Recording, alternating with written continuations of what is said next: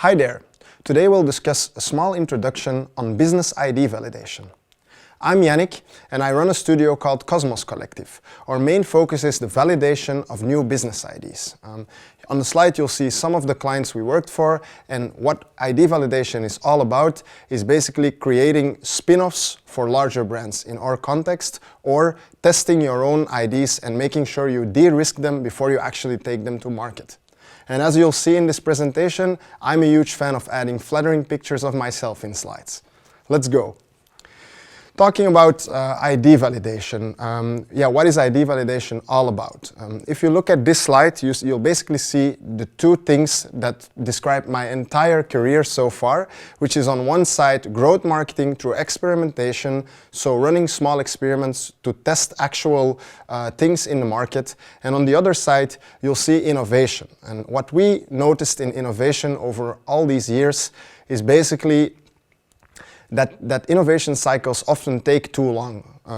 Mainly larger companies wait super long to take things to market, and they build on their own island without actually testing their things with customers and gathering actual feedback from the market. And that's what we want to change with Cosmos Collective. It's what we call the sweet spot in between growth and innovation.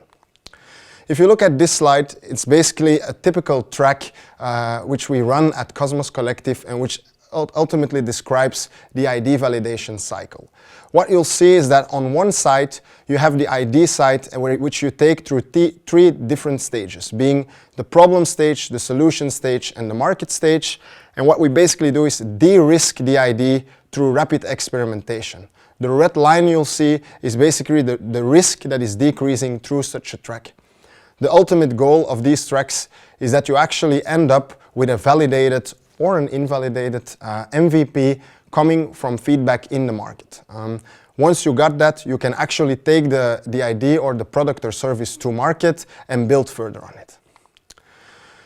In the ICE videos, you'll also see a course on growth marketing, and if you already saw it, you'll probably remember these 4 things. If not, I'll really recommend you to watch that video as well, because if you talk about experimentation or growth marketing, 4 things that will always come back are these 4.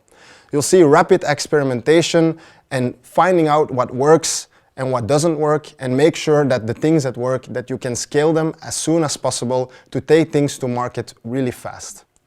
Another thing you'll see is that the big campaign ID, mostly used by the large FMCG brands, that it really doesn't exist in growth marketing. What growth marketing basically is you test hundreds or 1,000 things next to each other, and you'll see what works and you drop what doesn't work. On the other side, you'll see that growth marketing doesn't really work with fixed budget buckets. What growth marketing is all about is testing really small and really tiny experiments and only scaling the things that work.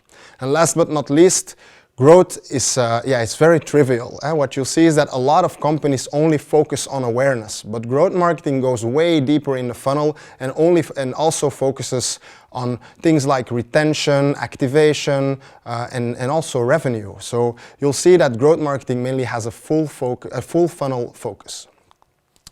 I promised you flattering pictures, so here we go. And as you'll see, I was already validating stuff before it was actually cool and before it became an agency or a startup thing. A couple of years ago, I launched a subscription service for gin and tonic. You'll say two of my favorite things, gin and tonics, and on the other side, new business models. And what I did was, I told myself, like, should I really launch this ginscription thing, and will there be a market for it? Will people really pay me to curate the perfect gin and tonics for them every month?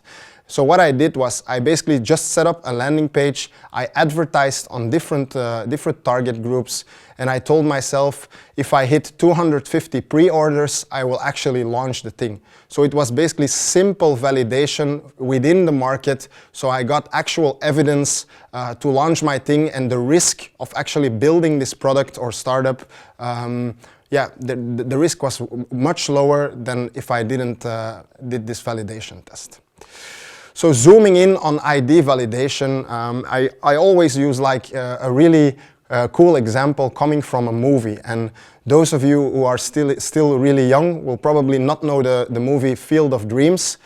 But it's basically a movie about sports, being baseball, and Kevin Costner, the actor, at one point he gets whispered in his ear by a secret voice that he should build a baseball field, and once he does that, that people will come to the baseball field. But yeah, if you've seen the movie, it's actually the worst advice ever. And what validation is all about is that you only build things if people come. So it's actually the other way around. And if you look at the definition of validation, it's basically a process of gathering evidence and learnings around your business idea. And you do it through experimentation. And the ultimate goal is to gather strong evidence from the market so you de-risk your innovation decisions. So if you have a startup idea or you're already working on one, yeah, it's really important to start from your assumptions and to translate your assumptions into actual experiments where you can gather feedback from your potential customers. And they will tell you, or you can test their behavior so you actually know that they will pay you for your product or service. So if you look at experimentation, it's basically turning assumptions and gut feeling into reality, supported by really hard facts from the market. And why is validation so important? That's basically threefold. If you look at the three main reasons for validation is, yeah, of course, the first one is really important, it's money. By doing ID validation and testing your ID or your solution in market, you really save a lot of money in case it doesn't work. So it's really important. The other side is, yeah, you base your ID, once you take it to market, it will be based on actual hard facts coming from the market. You gather strong evidence and you skip the gut feeling, as we say. And last but not least, yeah, try to test as unbiased as possible. Try to test your idea in the simplest form, but try to test real behavior. So don't ask your mother, will you buy my product or service? No, really test people. Set up, for example, what we call a dry wallet and actually have a buy now button on your landing page and see if people click on the buy now button so you validate the willingness to pay. So that's just one example, of course. So basically it's all about gathering evidence to make sure that your startup or your spin-off of a larger company won't fail.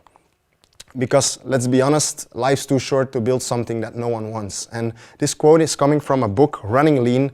In case you haven't read it yet, I really highly recommend it because it's a breakdown of the entire validation or startup cycle, and it really helps you to bring your ideas to life in a very structured but organic way.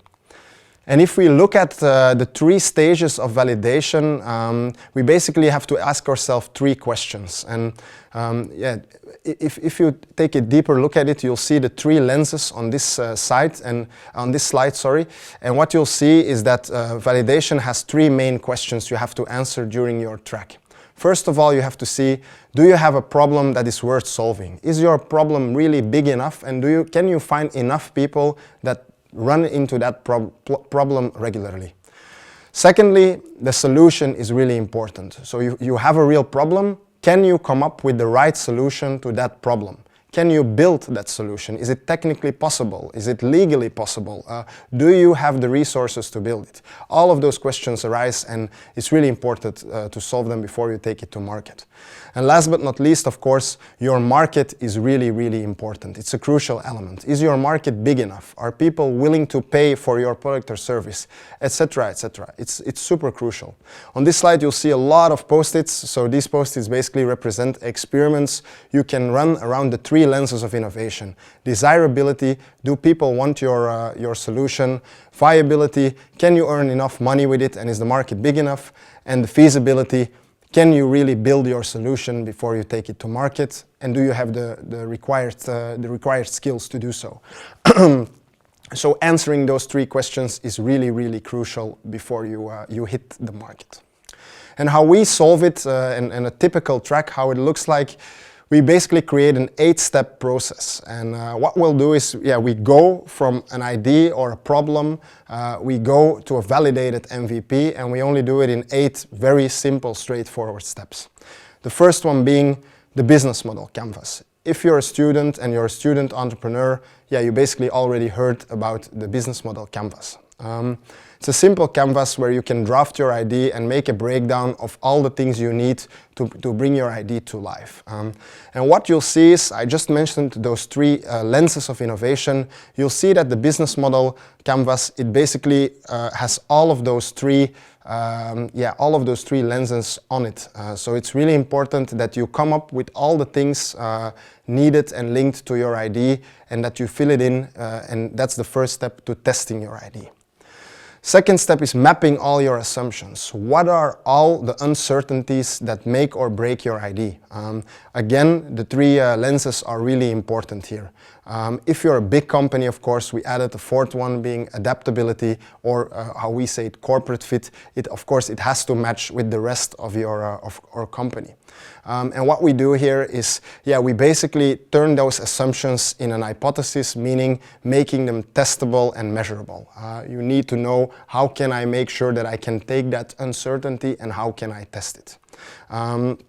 And once you've done that, you can really link your hypotheses and assumptions to actual experiments. And a quick tip from the pros is really here to build sequences. Make a series of experiments that builds further on each other and that strengthen your evidence. So for example, if you recruit people via a social media campaign to a landing page, ask for their email address, send them a survey, the people that fill in the survey, do a user interview with them, and so on and so on. Always try to strengthen your evidence with one step extra. It's really important. The fourth one is the actual experiment design. We have this great card on this slide where you can really map your experiment, and what's really important, you can already define the success metric. What will make or break your idea? What will make sure that the experiment is validated or not? It's really important to really think through that step. Once you've done that, you always need to feed your experiment. Whatever the experiment is, you need people to be your tester group in that experiment. So we mostly use social media recruitment campaigns for that, and already with a very, very small or tiny ad budget, you can already find a lot of people in your potential target audience to test your idea. Once you've done that, of course, you need to run the experiment, which is, of course, the funniest and the most crucial step in the process. I like it by far the most.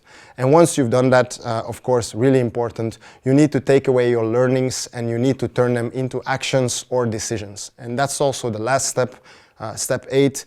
Make an evidence-based decision. So you have data from the market, you spoke to potential customers, and then it's time to make a decision. Will you take your idea to market? Will you kill it? What is the potential? Or maybe you can even pivot and adapt your idea a little bit and make sure that you add some extra layers on it. This slide really, for me, is a great representation of the entire process, starting from the business model, going to your list of hypotheses that make your idea testable, actually test your idea in the market, analyze your results, and in the end, you will have a decrease in your risk of taking your idea to market. And you should see it as a loop. Once you've done that, you can go back to the beginning of the slide, taking another look on your business model canvas and adapting where necessary. But evidence is the key word in this process. And to end with like 4 examples of my favorite experiments and experiments that you see a lot and that will tackle a lot of your ideas or your hypothesis. I basically added 4 examples to the slide. The first one is like really simple. It's a landing page. There are a lot of tools to do so. And as I already told in the beginning, it's the tactic I used for my idea being Ginscription, the subscription service for Gin Tonic.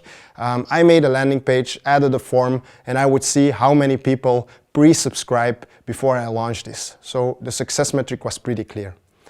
Second example is a Wizard of Oz, and one of my friends and ex-colleagues, he used this for his startup Gifts by Sir, which was basically an AI feature solution to generate the perfect gift for your friend or your partner, whoever, or a family member, it doesn't matter. And based on a series of questions, this startup would recommend you the perfect gift and allow you to buy it in one click.